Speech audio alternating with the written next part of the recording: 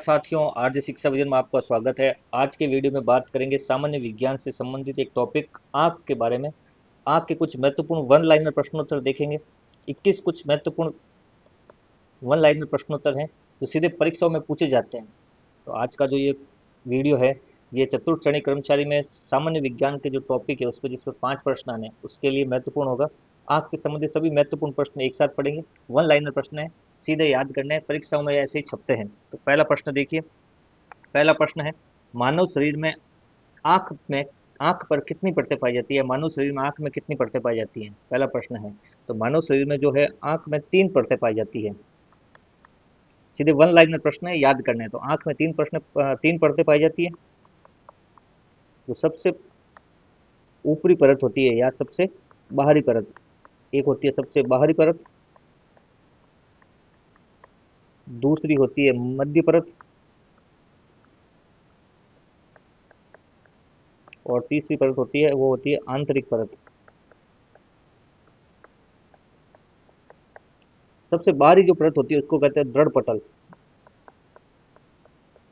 और मध्य परत जो होती है उसको कहते हैं रक्तक पटल, और सबसे आंतरिक जो परत होती है उसको कहते हैं दृष्टि पटल। तो मानव शरीर में आंख में 3 परतें पाई जाती है। सबसे बाहरी परत, मध्य परत और आंतरिक परत। बाहरी परत जो होती है उसको दृढ़ पटल कहा जाता है, मध्य परत को रक्तक पटल कहा जाता है, और आंतरिक परत को दृष्टि पटल कहा जाता है। दूसरा प्रश्न देखिए, आंख की न्यूनतम देखने की दूरी कितनी होती है? प्रश्न वापस देखिए, आंख की न्यूनतम देखने की दूरी कितनी होती है? आंख की जो न्यूनतम देखने की दूरी होती है वो होती है 25 सेंटीमीटर, 25 सीएम या 25 सेंटीमीटर।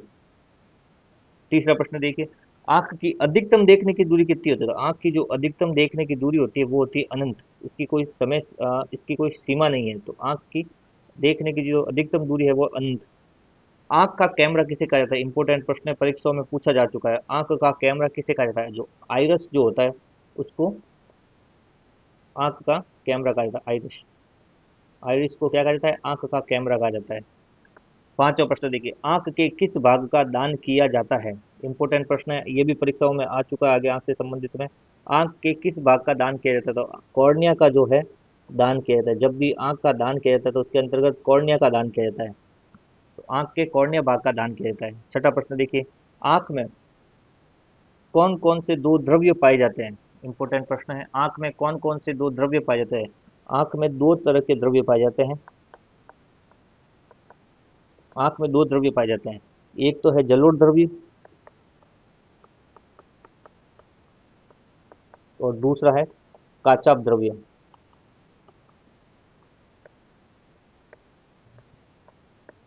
जलोढ़ द्रव्य जो है कॉर्निया और लेंस के मध्य पाया जाता है। कॉर्निया व लेंस के मध्य। और काचाप द्रव्य जो है लेंस और रेटिना के मध्य पाया जाता है। लेंस व रेटिना के मध्य पाया जाता है।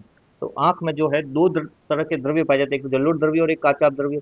जलोढ़ द्रव्य जो है कॉर्निया और लेंस के मध्य पाया जाता है, और काचाप द्रव्य जो है लेंस और रेटिना के मध्य पाया जाता है। सातवां प्रश्न देखिए, आंख में प्रकाश का प्रवेश किस जगह से होता है?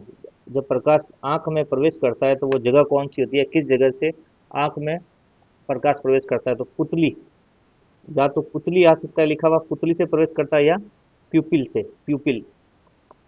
प्यूपिल या पुतली से जो है प्रकाश जो है आंख में प्रवेश करता है। इंपॉर्टेंट प्रश्न है ये भी, पुतली या प्यूपिल से प्रकाश जो है आंख में प्रवेश करता है।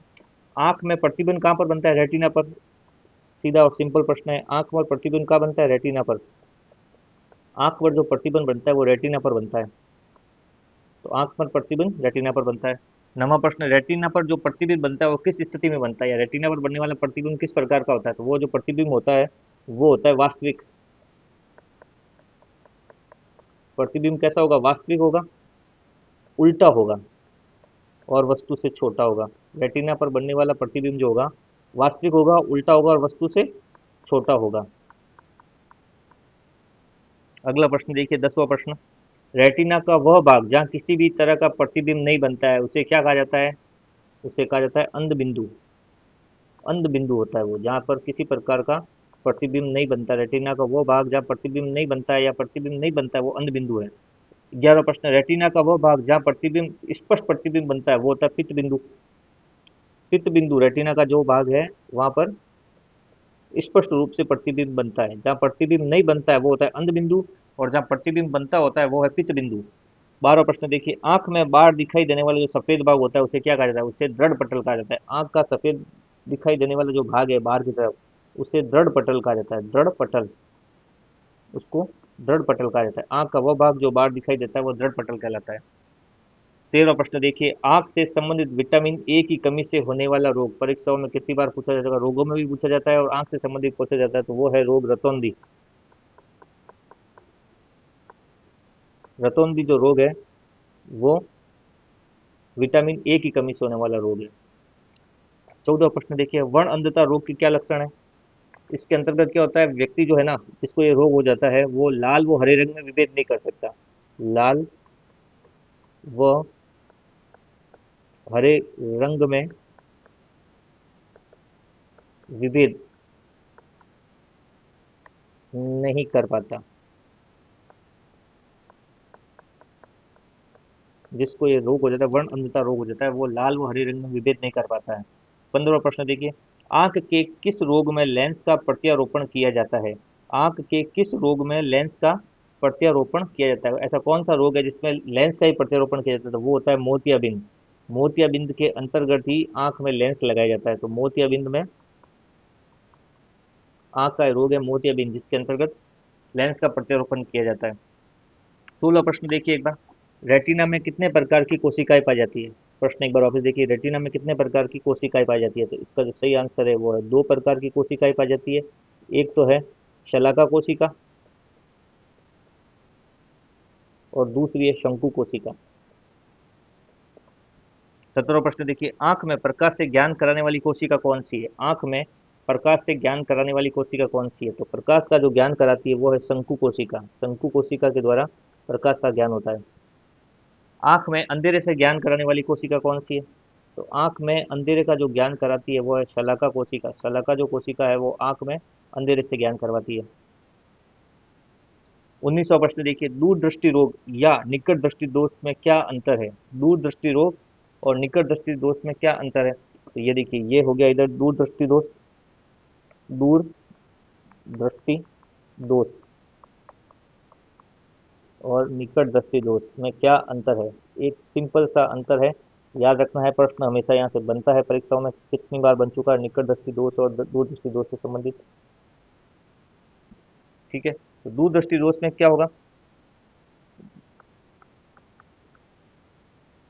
दूर दृष्टि दोष में जो है, दूर की वस्तु तो दिखाई देगी साफ। दूर की वस्तु क्या दिखाई देगी? साफ दिखेगी। दूर की वस्तु क्या दिखेगी? साफ। जबकि निकट दृष्टि दोष में दूर की वस्तु साफ नहीं दिखेगी। साफ नहीं दिखेगी। साफ नहीं दिखेगी। वहीं निकट की वस्तु जो होगी, निकट की वस्तु वो दूर दृष्टि में साफ नहीं दिखेगी और निकट दृष्टि दोष में साफ दिखेगी। निवारण के लिए देखेंगे लेंस कौन सा लगता है, तो वो देख लेते हैं एक बार। दूर दृष्टि के अंदर जो लेंस लगता है वो लगता है उत्तल लेंस। उत्तल लेंस लगता है और निकट दृष्टि में अवतल लेंस लगता है। एक साथ देखिए, दूर दृष्टि जब भी किसी को रोग होगा तो उसको दूर की वस्तु तो साफ दिखाई देगी, लेकिन निकट की वस्तु साफ दिखाई नहीं देती। उसके लिए जो लेंस लगेगा वो लगेगा उत्तल लेंस। वही निकट दृष्टि दोष किसी को होगा उसको दूर की वस्तु तो साफ नहीं दिखेगी, लेकिन निकट की जो वस्तु है वो साफ दिखेगी, और उसके लिए जो लेंस लगेगा वो लगेगा अवतल लेंस। अगला प्रश्न देखिए, 20वां प्रश्न, आंख के किस रोग में क्षैतिज व ऊर्ध्वाधर रेखाओं को पहचानने में दिक्कत होती है? प्रश्न एक बार वापस देखिए, आंख के किस रोग में क्षैतिज व ऊर्ध्वाधर रेखाओं को पहचानने में दिक्कत आती है? तो एक रोग होता है आंख से संबंधित जिसको कहा जाता है दृष्टि वैषम्य। इसके अंतर्गत क्या होता है, ऊर्ध्वाधर और क्षैतिज जो रेखाएं होती है उसमें व्यक्ति विभेद नहीं कर पाता, तो रोग का नाम है दृष्टि वैषम्य। 21वां प्रश्न देखिए, आंख के किस रोग में निकट व दूर दोनों वस्तुएं साफ दिखाई नहीं देती? तो इस रोग का नाम है जरा दृष्टि दोष। जरा दृष्टि रोग। इस रोग में क्या होता है, दूर की व निकट की दोनों वस्तुएं साफ दिखाई नहीं देती है। तो ये थे 21 महत्वपूर्ण प्रश्न जो आंख से संबंधित थे, और परीक्षाओं में यहाँ से प्रश्न पूछा जाता है। फोर्थ ग्रेड के जो विद्यार्थी हैं साइंस के, 5 प्रश्न जहाँ से आने हैं उनके लिए उपयोगी होगा। मिलते हैं अगले वीडियो में। सामान्य विज्ञान के किसी नए टॉपिक के साथ, वन लाइनर क्वेश्चन के साथ। धन्यवाद।